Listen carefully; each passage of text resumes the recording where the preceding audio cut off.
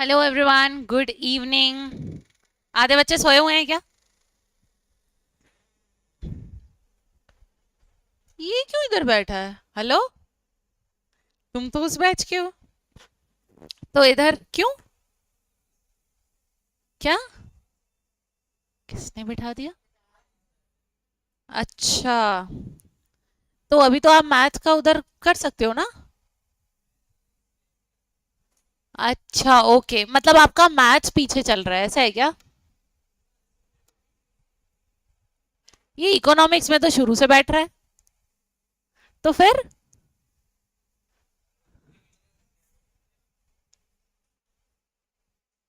अरे ये बैच तो दूसरी चल रही है भाई, तो फिर आपका इकोनॉमिक्स तो उधर छूटता जाएगा।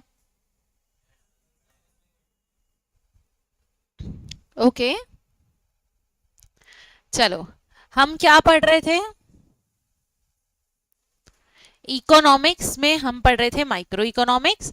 कल हमने पढ़ा था इकोनॉमिक्स क्या होता है, माइक्रो मैक्रो क्या होता है। माइक्रो इकोनॉमिक्स का मतलब क्या?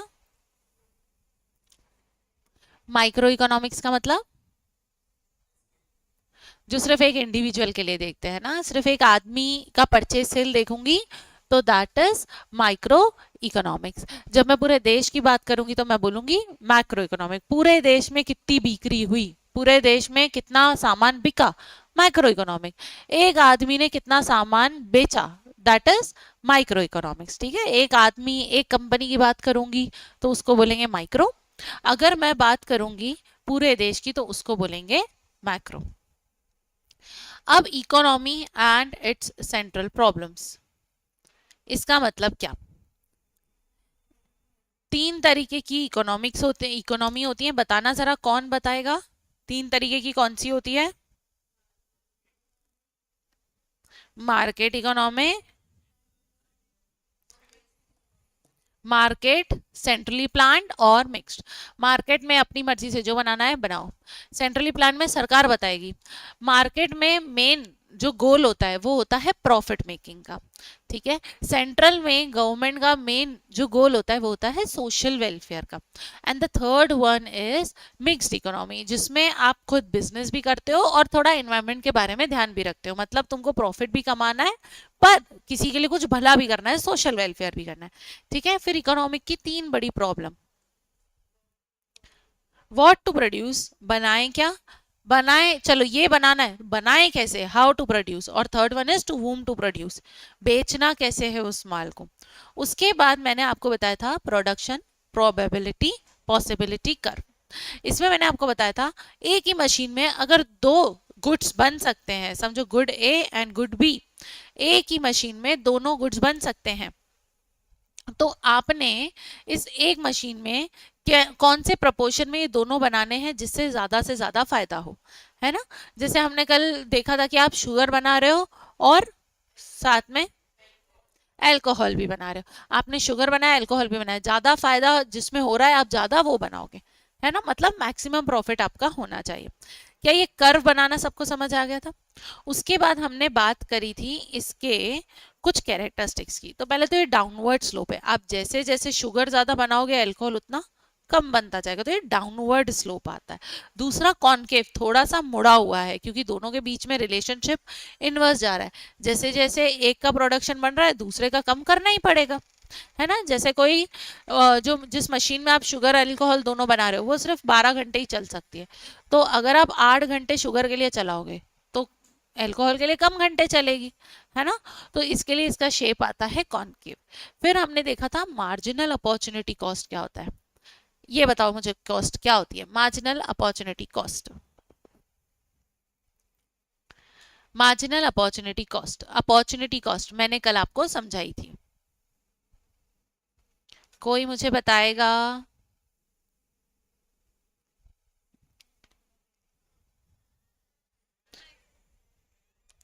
What is marginal opportunity cost?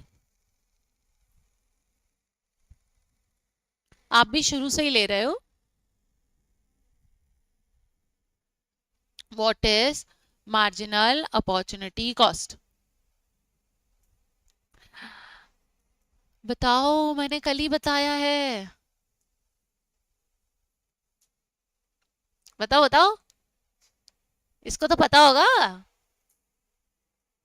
आपका नाम क्या है? आहिल? राहिल? राहिल, आप बताओ। What is marginal opportunity cost? जो ऑप्शन छोड़ दिया उसमें जो फायदा हो सकता था उसकी कॉस्ट। जैसे सीए बनने के बाद ऑप्शन है प्रैक्टिस का और जॉब करने का। एग्जाम्पल याद आ रहा है?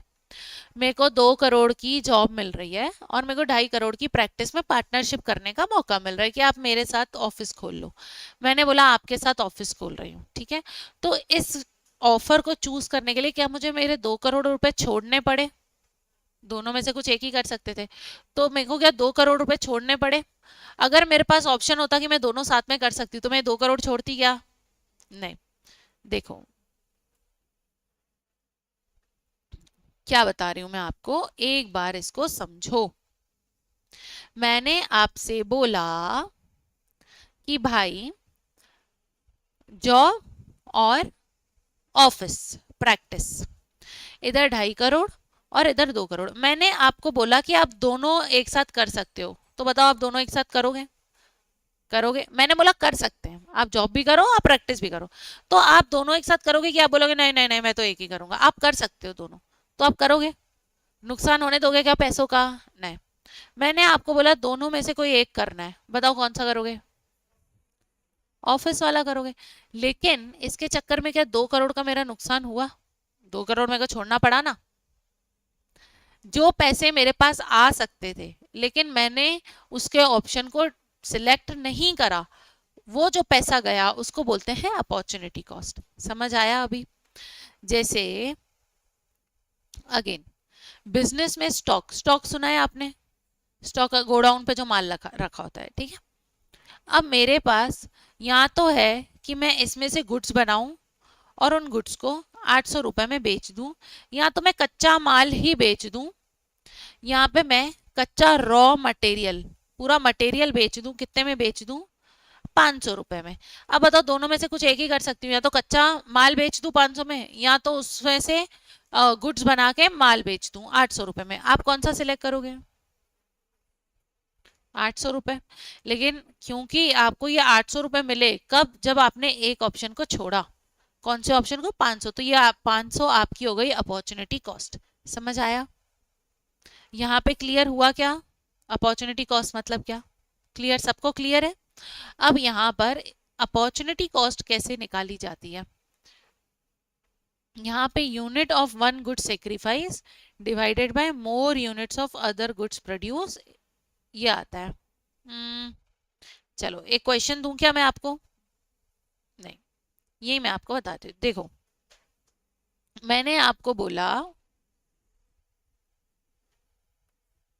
क्वेश्चन, क्या क्वेश्चन दिया मैंने आपको?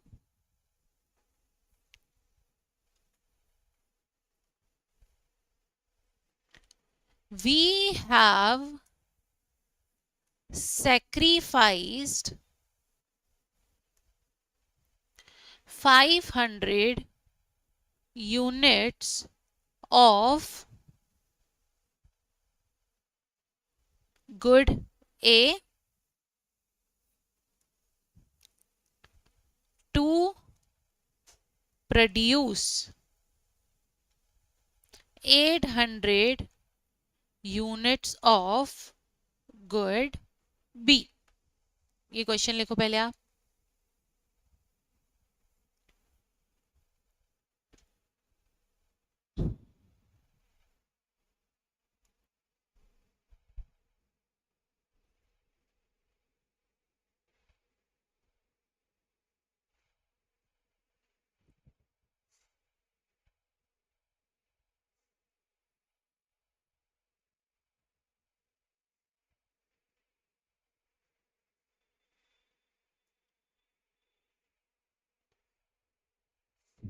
लिख लिया?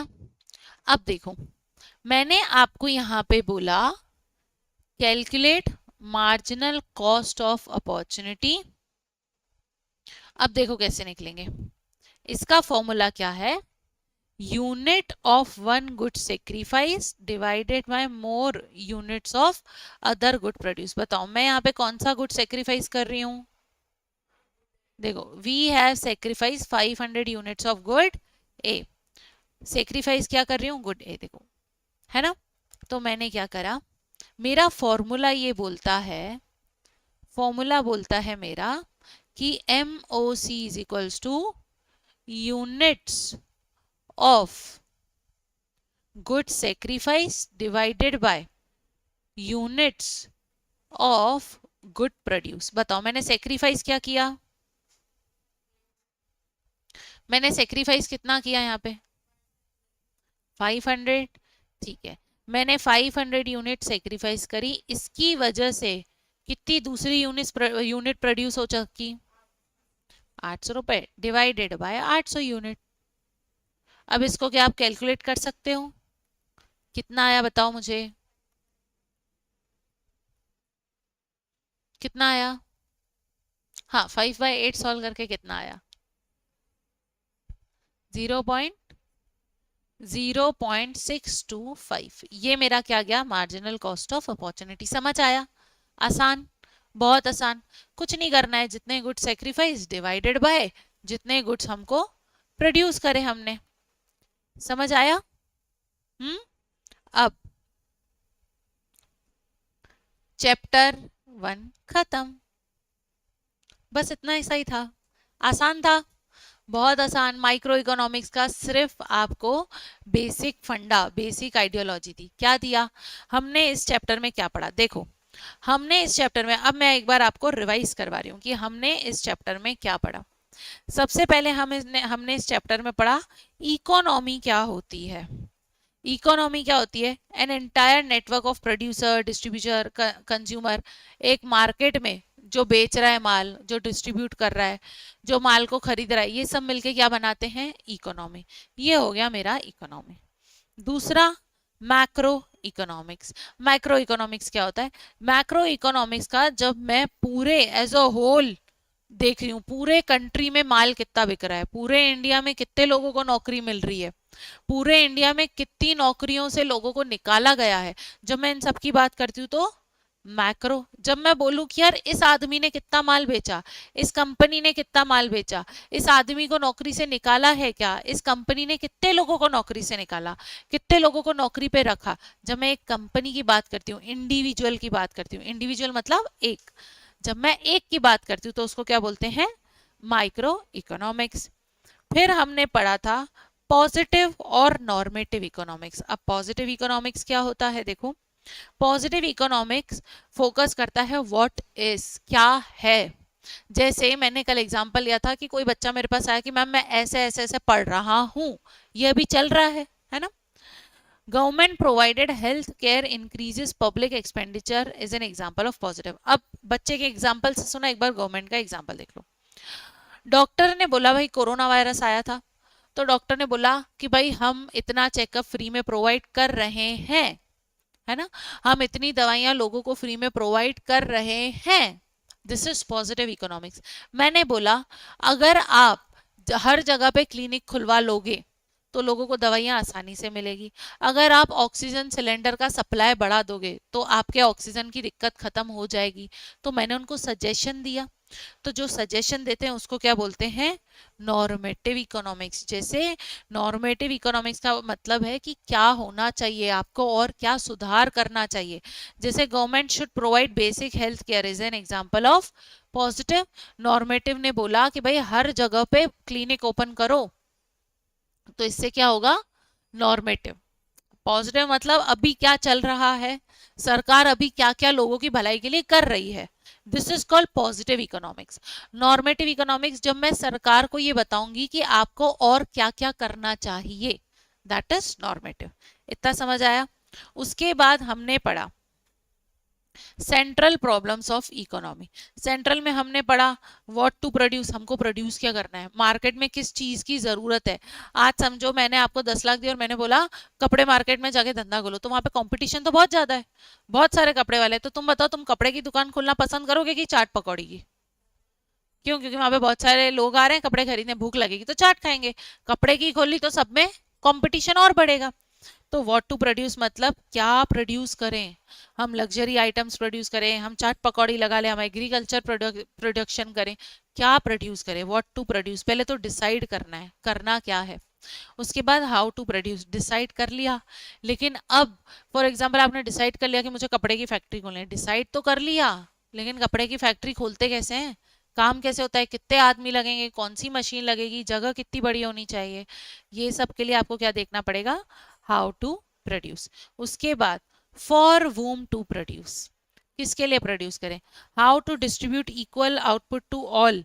अब आप मार्केट में अपना माल बेचोगे किसको और किस तरीके से बेचोगे, सबको आपका माल मिल जाए, है ना। फिर हमने पढ़ा प्रोडक्शन पॉसिबिलिटी, फ्रंटियर या फिर कर्व, एक ही बात है। प्रोडक्शन पॉसिबिलिटी का मतलब क्या होता है, collection of all possible combination of the goods and the services that can be produced from a given amount of resources. जैसे एक ही मशीन है, सारा माल है, इन दोनों जितना भी माल है इस माल से दो चीजें बन सकती हैं, या तो शक्कर या तो दारू, दोनों भी बन सकती है। तो मैं ऐसा दोनों का कॉम्बिनेशन बिठाऊंगी कि मेरे को ज्यादा से ज्यादा फायदा हो, शक्कर भी बन जाए दारू भी बन जाए, मेरे को ज्यादा पैसा मिल जाए। ये हम किसमें देखते हैं, प्रोडक्शन पॉसिबिलिटी कर्व। ये कर्व सबको याद है क्या, किसी को ऐसा है क्या नहीं कि ये क्या है, तो एक बार फिर से बता दूं, एक बार बताओ मेरे को सब लोग, बताओ रे, बताओ ना, है ना। आपका लेक्चर 5:15 तक है, या मेरे पास 5:15 का क्यों आता है यार, 5:30 तक है आपका, मेरे पास अलग शेड्यूल आता है। चलो, उसके बाद opportunity cost, value of next alternative, best alternative foregone. आपके पास एक अल्टरनेटिव था और फॉरगॉन मतलब आपने छोड़ दिया, जिस ऑप्शन को आपने छोड़ दिया उसकी जो वैल्यू है वो आपकी क्या हो जाएगी, अपॉर्चुनिटी कॉस्ट। जैसे आपने जॉब छोड़ के प्रैक्टिस करी तो जॉब की वैल्यू थी 2 करोड़, वो 2 करोड़ आपकी अपॉर्चुनिटी कॉस्ट। यहां तक किसी को कोई दिक्कत है क्या, बताओ मुझे। एक बार सब लोग देखो, इसके बाद के क्वेश्चन आपको मैं होमवर्क दूंगी, आपको सॉल्व करके आने हैं। एक बार देखो,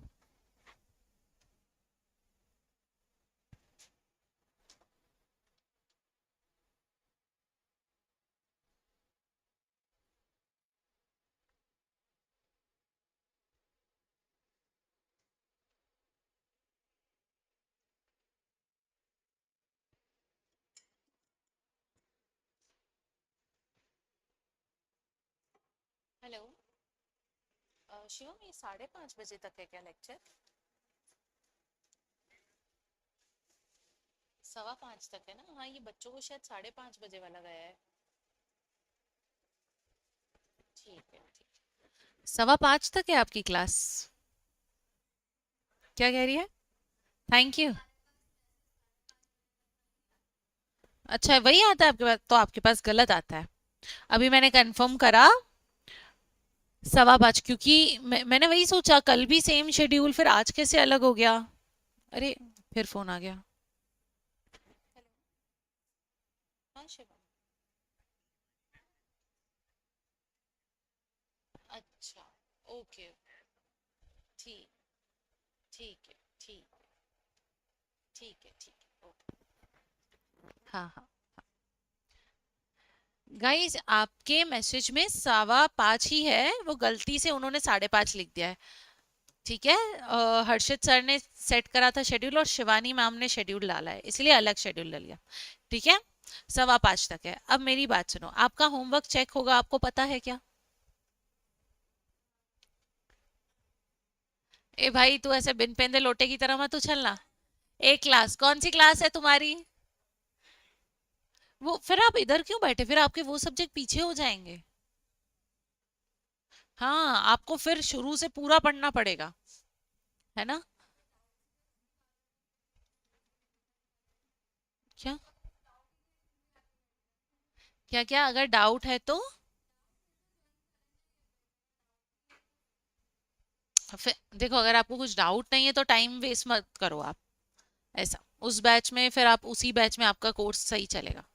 देखो, अब आपको आपकी बुकलेट में कुछ इंपॉर्टेंट क्वेश्चन नाम से कुछ दिख रहा है क्या, आपने ये क्वेश्चन सॉल्व करके आने, ठीक है। ये क्वेश्चन जो आपने सॉल्व करने हैं, मैं आपको तरीका बता देती हूँ।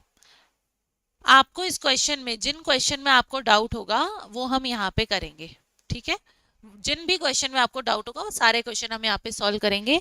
फॉर एग्जाम्पल यहाँ पर अब आपको आया कि वेरी शॉर्ट आंसर, ठीक है। यहाँ पे क्या लिखा है, what are 3 central problems of economy. अब आपको इसमें फॉर एग्जाम्पल 3 सेंट्रल प्रॉब्लम्स है, आपको पता है क्या 3 सेंट्रल प्रॉब्लम है।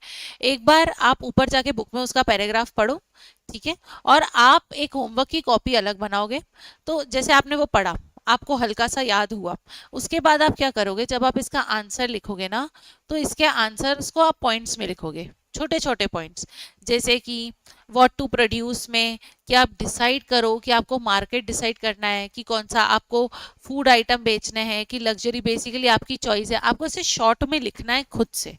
मैं आपको ये क्यों बोल रही हूँ, क्योंकि आपके 11th के एग्जाम में आपको लिखना तो पड़ेगा ही, है ना। कोई 12th वाला है क्या? तो आपको आपके 11th के एग्जाम में तो लिखना ही है, तो एक बार आपको ये लिखने की प्रैक्टिस करनी पड़ेगी, ठीक है। अब जितना आप ये सारे क्वेश्चंस आप देखेंगे, आपको ये सारे क्वेश्चन सॉल्व करके आने हैं। समझ आया आपको? जैसे एक केस स्टडी है, ये केस स्टडी पढ़ के आपको कुछ ट्रू एंड फॉल्स स्टेटमेंट्स देने हैं, है ना। तो इसकी आप अलग से कॉपी बनाओगे, और वो जो कॉपी आपकी बनेगी वो रोज यहाँ पे चेक होगी, ठीक है। जिस क्वेश्चन में डाउट होगा आप वो क्वेश्चन मार्क कर लेना, हम वो यहाँ पे सॉल्व कर लेंगे, ठीक है। क्लियर? फर्स्ट चैप्टर बहुत आसान था। कितना आसान था, माइक्रो मैक्रो इकोनॉमी क्या होती है, नरेटिव क्या है, पॉजिटिव क्या है ना। तो इसमें किसी को कुछ डाउट है क्या? कुछ डाउट नहीं? तो नेक्स्ट चैप्टर की तरफ बढ़े।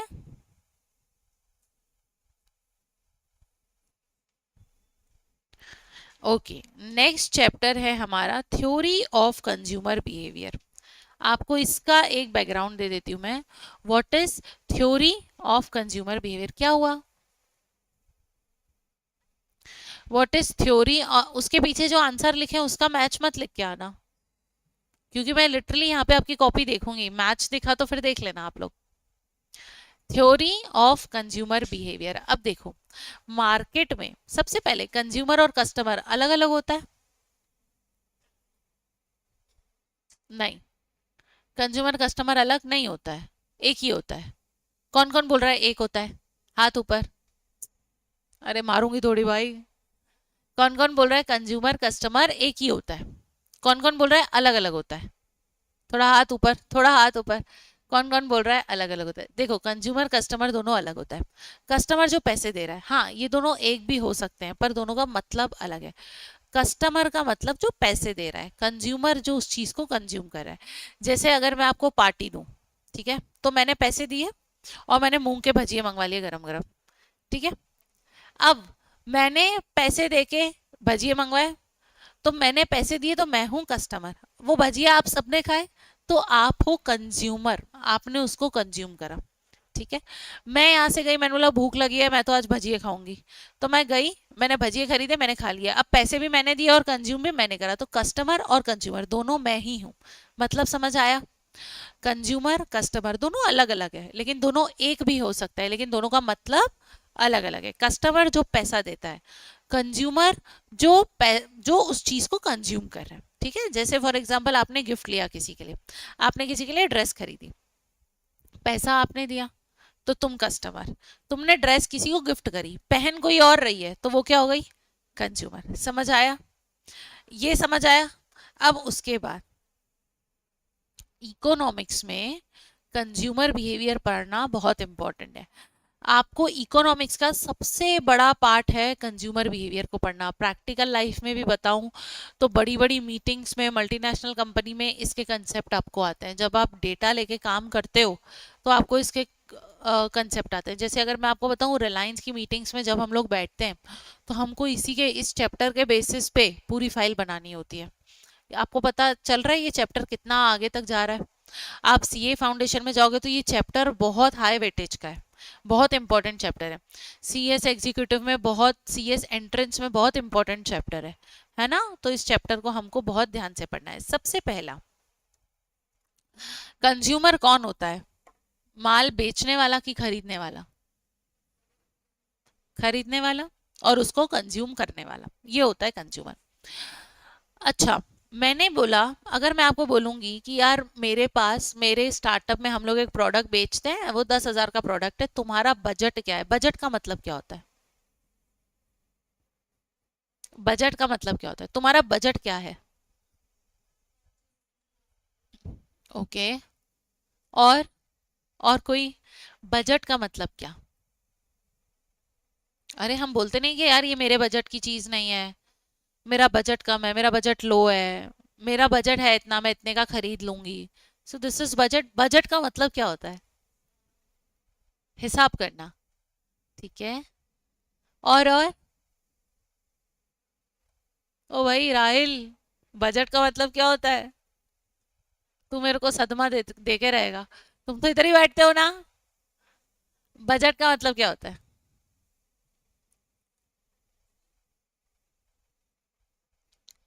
बजट का मतलब क्या होता है? परचेजिंग पावर बोलूं तो सही लग रहा है क्या?